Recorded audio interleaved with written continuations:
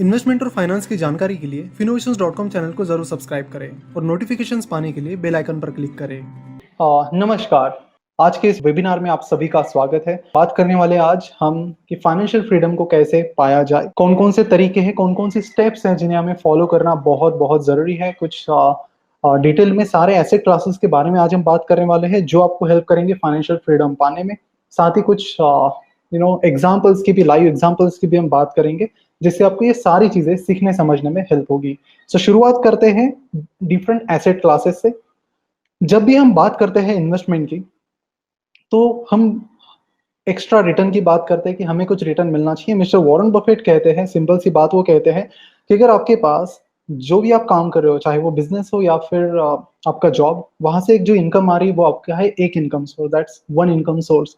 तो अगर आप एक इनकम सोर्स पर डिपेंड रहते हो तो आपको, मिस्टर बफेट कहते हैं कि एक ही इनकम सोर्स आपके पास है तो जिंदगी के आखिरी सांस तक आपको काम करते रहना पड़ेगा।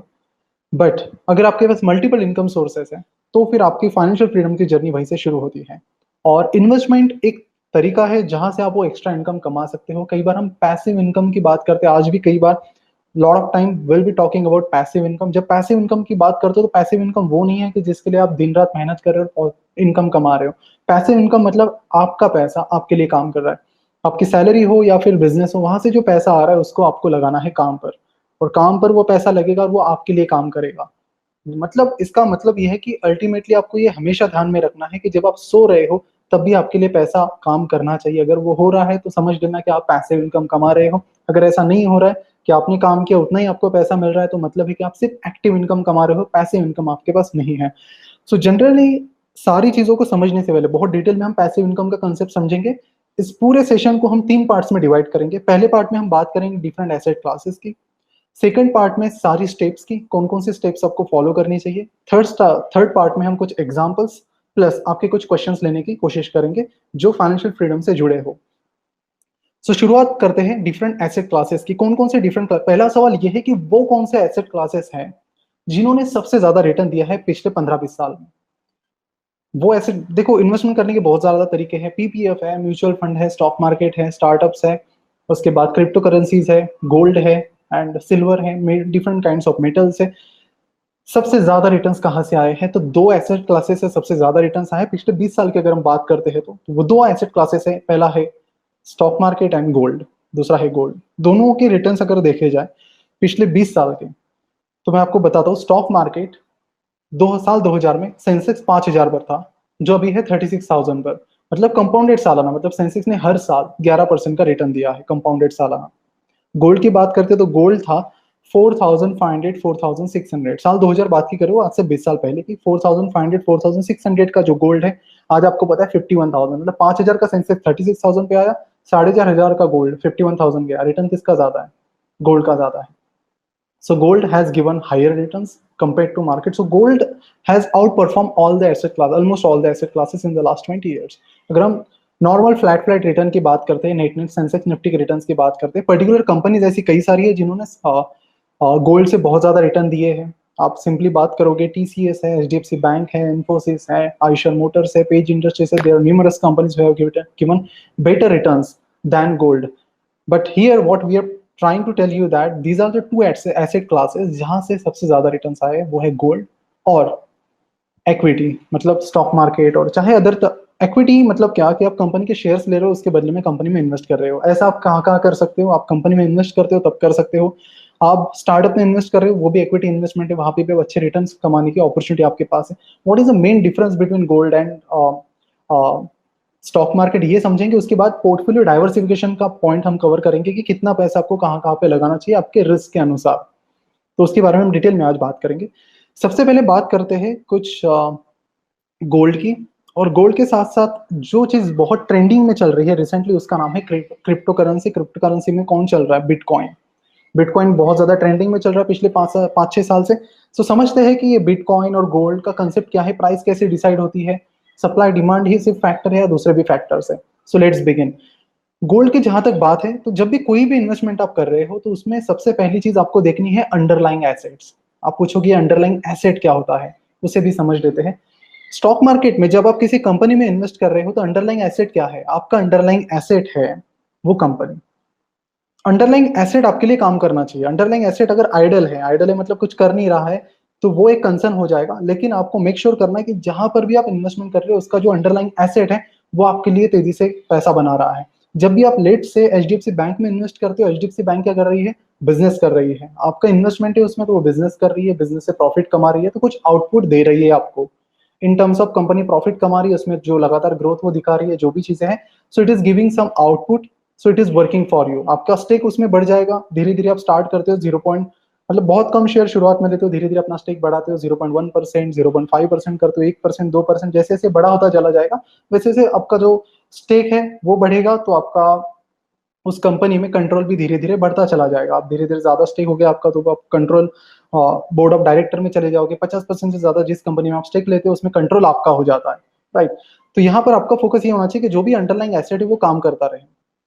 गोल्ड की बात ये है, गोल्ड के साथ कंसर्न ये है कि even though gold has given very good returns, but the thing is that कि जब भी कोई कंपनी लेट से एचडीएफसी बैंक है, तो इसमें एचडीएफसी बैंक ने ग्रोथ की तो शेयर प्राइस बढ़ी, वैल्यूएशन बढ़ा, लोगों ने पैसा कमाया, लॉजिक, राइट।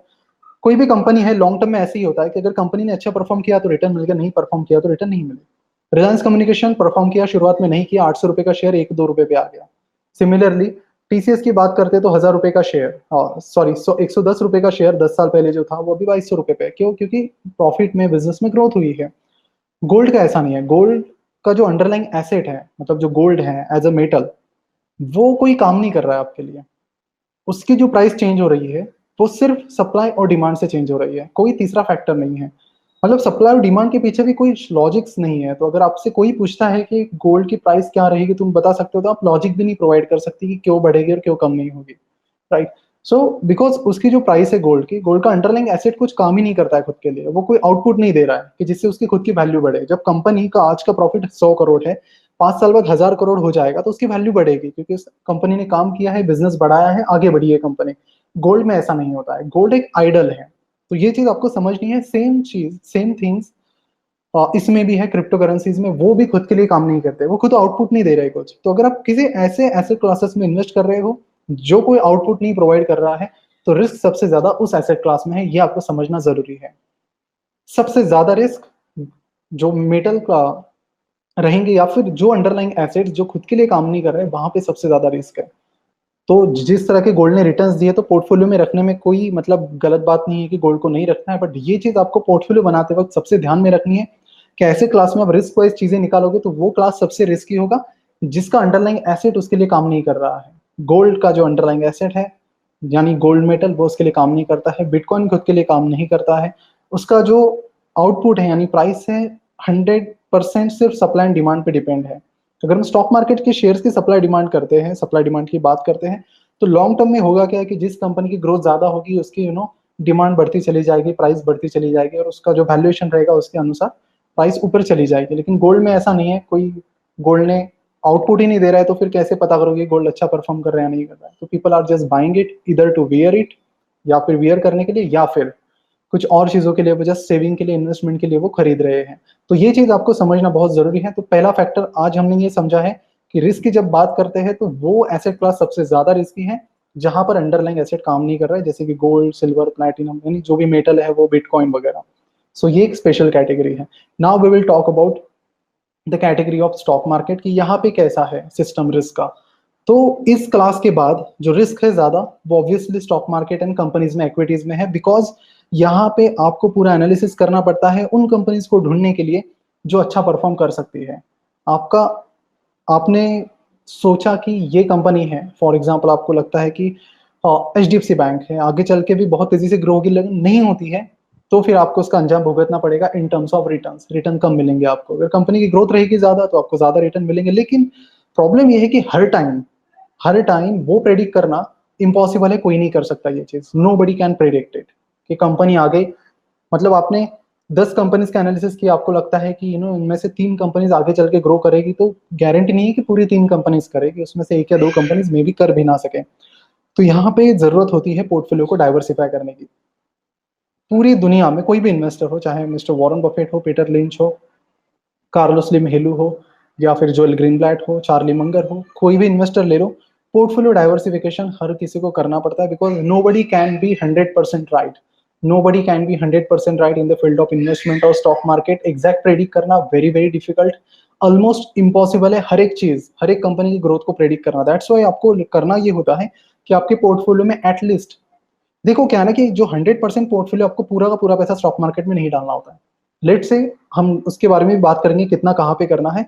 बट उससे पहले आपको ये भी समझना है कि आप अगर स्टॉक मार्केट में उस 100% जो भी आप इन्वेस्ट कर रहे हो उसमें से 50% पैसा आप स्टॉक मार्केट में डाल रहे हो, तो 50% पैसा आपको सिर्फ एक कंपनी में इन्वेस्ट नहीं करना है. You have to invest that money in multiple companies. चाहे तीनों पे, चार पांच कंपनीज पे आप बहुत कॉन्फिडेंट हो, लेकिन एक कंपनी है लेट से HDFC बैंक ले लेते हैं, जिस पर आप बहुत ज्यादा बुलिश हो, आपको लगता है कि ये कंपनी सबसे ज्यादा आउट परफॉर्म करेगी और ऐसा परफॉर्म कोई भी नहीं करेगी, तो ये रिस्क बिल्कुल भी मत लो कि सिर्फ उस कंपनी के साथ, यानी HDFC बैंक में पूरा पैसा इन्वेस्ट करने की, वो रिस्क बिल्कुल नहीं लेनी है आपको. तो आपको कितने, फिर सवाल ये आता है कि पोर्टफोलियो में कितने शेयर्स होने चाहिए. एटलीस्ट तीन, कम से कम तीन होने चाहिए, और तीन से ज्यादा हो तो बेहतर है. कम से कम तीन रखने हैं, और देखो बहुत ज्यादा भी नहीं होने चाहिए. I have seen many portfolios where in shares जो है वो 20-25 है. इतने शेयर्स लेके सेंस नहीं बनता है आपको. उतने, पीटर लिंच ने उस पर भी सोल्यूशन निकाला. उन्होंने बोला कि जितने बच्चे आप पाल सकते हो उतनी शेयर्स खरीदो, तो ज्यादा मत खरीदो, क्योंकि आपको ओवरव्यू रखना पड़ता है, रिव्यू करना पड़ता है शेयर्स को. कोई कंपनी ने आपने इन्वेस्ट किया, HDFC बैंक में फॉर एग्जाम्पल आपने इन्वेस्ट किया, तो आपको 6-8 महीने बाद कंपनी की परफॉर्मेंस ट्रैक करनी पड़ेगी कि कंपनी में मैंने इन्वेस्ट तो किया है, बट आंख बंद करके आप बैठ नहीं सकते आज के डेट में. आपको हर एटलीस्ट साल में एक बार ट्रैक करना पड़ेगा कि कंपनी की परफॉर्मेंस इन लाइन है या नहीं आपके सोच के अनुसार. बिकॉज आपने अगर सोचा है कि HDFC बैंक आगे चलकर 15% रिटर्न, 15% की ग्रोथ से चलती रहेगी, तो आपको रिटर्न्स भी 15% के अराउंड ही मिलेंगे लॉन्ग टर्म में. ऐसा नहीं होगा कि 15% की कंपनी की ग्रोथ है और आप रिटर्न एक्सपेक्ट करो 50% के, तो आपका सिलेक्शन गलत है. आपको ज्यादा रिटर्न चाहिए तो आपको ऐसी कंपनीज ढूंढनी चाहिए जिनके ग्रोथ रेट उतना हो. ग्रोथ रेट 10% का है तो लॉन्ग टर्म रिटर्न्स भी 10% के अराउंड ही रहेंगे, राइट. शॉर्ट टर्म में भी जो भी फ्लक्चुएशन होता है वो होता रहेगा. So understand this things. तो पोर्टफोलियो की हम बात कर रहे हैं, तो stocks, gold, crypto currency, asset classes के बाद स्टॉक मार्केट हमने देखा जो रिस्की है. स्टॉक मार्केट में बहुत सारे तरीके हैं इन्वेस्टमेंट करने के, ये भी समझ लीजिए. आप इक्विटी म्यूचुअल फंड में इन्वेस्ट कर रहे हो, अल्टीमेटली आपका पैसा स्टॉक्स में जा रहा है, राइट, कंपनीज में जा रहा है. वहां बस फर्क इतना है कि स्टॉक मार्केट में जब आप डायरेक्ट इन्वेस्ट कर रहे हो तो आप खुद इन्वेस्ट कर रहे हो, म्यूचुअल फंड के जरिए कर रहे हो तो आप नहीं कर रहे हो, कोई फंड मैनेजर आपके बिहाफ पर कर रहा है, राइट. तो इन्वेस्टमेंट, जो इक्विटी इन्वेस्टमेंट है वो स्टॉक मार्केट एक हो गई. सेकंड है म्यूचुअल फंड, और इक्विटी आप स्टार्टअप्स में भी इन्वेस्ट कर सकते हो. एक बूमिंग चीज जिस पर आप हर किसी को ध्यान देना चाहिए हमारे हिसाब से, वो है स्टार्टअप्स. आज की जो छोटी कंपनी, देखो जितनी भी बड़ी कंपनीज है आज, चाहे TCS हो, इन्फोसिस हो, 1969 में TCS शुरू हुई, इन्फोसिस 1983 में शुरू हुई, जितनी भी कंपनीज टॉप है, रिलायंस इंडस्ट्रीज है, राइट. तो जितनी भी कंपनीज एक टाइम छोटी थी, बहुत छोटी कंपनीज थी, तो आपको ऐसी कंपनीज को ढूंढना है, चाहे वो स्टॉक एक्सचेंज पे लिस्टेड हो या ना हो, जो आगे चल के बहुत ग्रो करे. तो स्टार्टअप में देखो होता क्या है स्टार्टअप्स में, कि स्टार्टअप कोई भी है बहुत, अगर वो बड़ा बन जाता है, जैसे पेटीएम है, तो पेटीएम का वैल्यूएशन अराउंड 80-90 थाउजेंड करोड़ है, बाइजूस का 70-80 हज़ार करोड़ है. तो इतने बड़े स्टार्टअप ढूंढ के मतलब नहीं, उसमें आप इन्वेस्ट नहीं कर पाओगे, बिकॉज वो छोटी इन्वेस्टमेंट नहीं लेते हैं, बिकॉज ऑलरेडी बड़ी बन चुकी है वो कंपनीज भी. इवन उनका वैल्यूएशन आप देखोगे तो बंधन बैंक और बाकी कंपनी से भी ज्यादा का वैल्यूएशन है, राइट. तो आपको फोकस करना पड़ेगा उन कंपनीज पर, उन स्टार्टअप्स पर जो बहुत छोटे हैं और जो इन्वेस्टमेंट के लिए ढूंढ रहे हैं. हजारों स्टार्टअप्स आपको मिलेंगे जो पैसों के लिए ढूंढ रहे हैं, इन्वेस्टर ढूंढ रहे हैं. तो देखो आपको उसमें अपॉर्चुनिटी मिलती है. उसमें सवाल ये आता है कि फिर इन्वेस्ट कैसे करें. तो इसमें कुछ वेबसाइट्स और बाकी चीज़ों का मैं नाम बता सकता हूँ आपको. योर स्टोरी करके एक वेबसाइट है, उसके बाद Inc42 करके वेबसाइट है. इन वेबसाइट्स को आप ट्रैक कर सकते हो, स्टार्टअप के डिटेल्स वहाँ पे मिलते हैं. बहुत सारे स्टार्टअप्स, आप बैंगलोर के कोरमंगला जाते हो तो वहाँ पे भी आपको कई सारे स्टार्टअप्स एंड कैफेज में बात करते हुए लोग मिलेंगे. उसके बाद angel.co करके वेबसाइट है, वहाँ पे आपको कई सारे स्टार्टअप्स की डायरेक्टरी मिल जाएगी, इन्फॉर्मेशन मिल जाएगी. So you can look out, search out for the companies. Google पे सर्च करो कंपनीज के बारे में, कौन कौन से स्टार्टअप्स इस फील्ड में है, जो बहुत छोटे हैं, इन्वेस्टमेंट के लिए देख रहे हैं, उनमें आप इन्वेस्टमेंट करने के लिए सोच सकते हैं. आपको कनेक्ट करना पड़ेगा उन लोगों से सबसे पहले जिन्होंने ऑलरेडी स्टार्टअप्स में इन्वेस्ट किया है. तो ये भी इक्विटी का ही एक पार्ट है, बट आपको छोटा मोटा आप यहाँ पे भी इन्वेस्टमेंट कर सकते हो, लेकिन उसके लिए आपको नेटवर्क बनाना पड़ेगा. सबसे पहले उन लोगों से कांटेक्ट करना पड़ेगा जिन्होंने ऑलरेडी इन्वेस्ट किया है, ताकि वो लोग आपको हेल्प करें कॉन्टैक्ट्स बनाने में और नए स्टार्टअप से कनेक्ट करने में. तो कई सारे इवेंट्स चलते रहते हैं बैंगलोर, हैदराबाद और बाकी सिटीज में, मुंबई में वगैरह. तो आप उन्हें भी ट्रैक कर सकते हो लगातार बेसिस पर. उसके बारे में कभी यूट्यूब पर पूरा लेक्चर करेंगे स्टार्टअप्स के बारे में, बहुत बूमिंग फील्ड है. और ये सारी चीजें आज के डेट में जो स्टॉक मार्केट इन्वेस्टर में पता होना भी जरूरी है. इस वेबिनार के नेक्स्ट पार्ट को हम कल रात 8 बजे अपलोड करेंगे और हमारे लाइव कोर्स की लिंक आपको नीचे डिस्क्रिप्शन में मिल जाएगी। आज का हमारा ये सेशन आपको कैसा लगा नीचे कमेंट करके जरूर बताएं।